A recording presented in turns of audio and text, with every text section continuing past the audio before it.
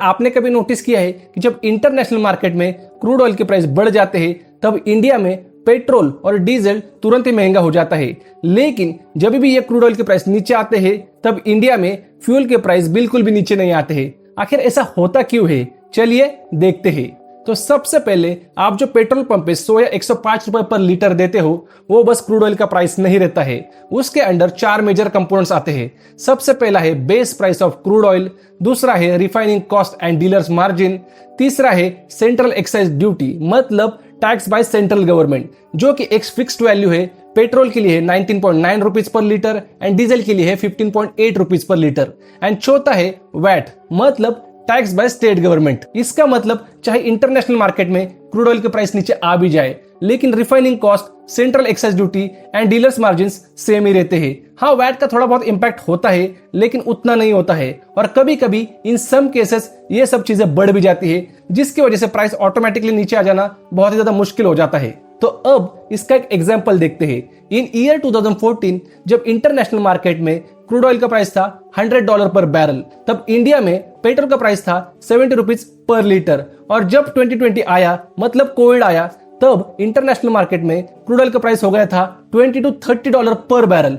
तभी भी इंडिया में पेट्रोल का प्राइस था 70 to 75 रुपीज पर लीटर, मतलब ऑलमोस्ट सेम ही।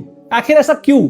बेसिकली जब क्रूड ऑयल का प्राइस गिर गया था तब गवर्नमेंट ने इस सिचुएशन को एक बेनिफिट की तरह यूज किया टैक्सेस बढ़ाने के लिए। उनके लिए ये एक इजी रेवेन्यू सोर्स बन गया with no extra paper work और लोग ऑलरेडी एक्स्ट्रा फ्यूल प्राइसेस देने की आदत डाल चुके थे तो किसी ने इस चीज को नोटिस भी नहीं किया। ये फ्यूल टैक्सेस हमारे गवर्नमेंट का एक बहुत बड़ा रेवेन्यू सोर्स होते हैं। अगर हम साल 23 एंड 24 की ही बात करें तो इस साल में central government and state government ने इन टैक्सेस से ऑलमोस्ट 7.5 लाख करोड़ कमाए थे और ये पैसे यूज होते हैं वेलफेयर स्कीम्स में, इंफ्रास्ट्रक्चर प्रोजेक्ट्स में एंड पब्लिक सर्विसेज में एज पर गवर्नमेंट। इसी वजह से जब क्रूड ऑयल के प्राइस नीचे गिरते हैं तब गवर्नमेंट फ्यूल के प्राइसेस कम नहीं करती है क्योंकि उनको रेवेन्यू स्टेबल रखना है। तो अब इसमें और एक ट्विस्ट है, स्टेट गवर्नमेंट भी पेट्रोल और डीजल के प्राइस को पार्शियली कंट्रोल करता है वैट लगा के, जो कि अलग अलग स्टेट में डिफरेंट होता है। आपने सुना ही होगा कि गोवा में पेट्रोल के प्राइसेस बहुत ही सस्ते हैं इसी वजह से।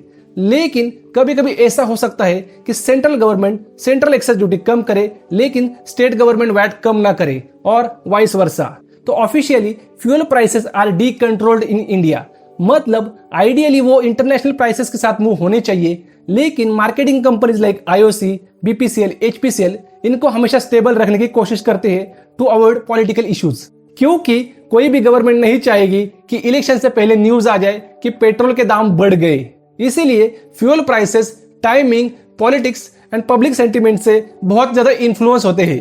तो अगली बार जब भी आपको क्रूड ऑयल का प्राइस नीचे गिरता हुआ दिखे तो हमेशा याद रखना कि इंडिया में फ्यूल प्राइसेस क्रूड ऑयल पे उतना डिपेंड नहीं करते जितना central government tax, government policies, state government tax and political timings पे डिपेंड करते हैं। तो ये था हमारा कंक्लूजन। तो आई थिंक आज के लिए इतना ही। अगर आपको ये वीडियो अच्छा लगा तो please subscribe to my channel, bell icon को दबाइए। मिलते हैं अगले वीडियो में, तब तक के लिए जय हिंद।